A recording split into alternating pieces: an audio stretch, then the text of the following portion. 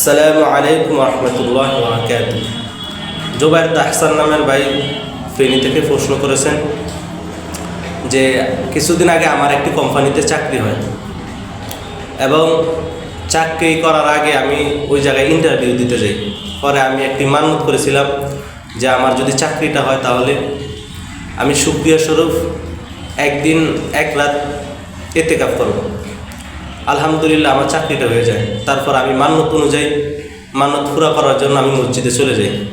তারপর দুপুরবেলায় একজন লোক আমাকে বলল যে আপনি কি রোজা রেখেছেন? আমি বললাম না। সে বলল আপনার ইতিকাফ আদায় হবে না, মান্যতের ইতিকাফের জন্য রোজা রাখা আবশ্যক। এখন আপনার কাছে জানতে চাচ্ছি আসলে কি তার কথাটি সঠিক কিনা, মান্যতের ইতিকাফের জন্য রোজা রাখা কি আবশ্যক? খুবই গুরুত্বপূর্ণ একটি প্রশ্ন। ওই লোকটির কথা আসলেই সঠিক, কেননা মান্যতের ইতিকাফের জন্য রোজা রাখা আবশ্যক। শুধু মসজিদে অবস্থান করার দ্বারাই আপনার ইতিকাফ আদায় হবে না, রোজা না রেখে।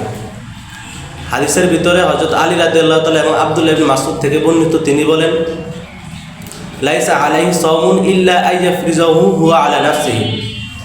ইতিকাফকারী যদি নিজের উপর ইতিকাফকে আবশ্যক করে তাহলে তার উপর রোজা রাখা আবশ্যক। এখন আপনার করণীয় হলো আপনি কোনো একদিন সূর্যাস্তের আগে মসজিদে চলে যাবেন এবং পরবর্তী দিন রোজা রাখবেন। তারপর মসজিদে ইফতার পর্যন্ত অবস্থান করবেন। আশা করি আপনি আপনার উত্তরটি পেয়েছেন। আসসালামু আলাইকুম রহমতুল্লাহ।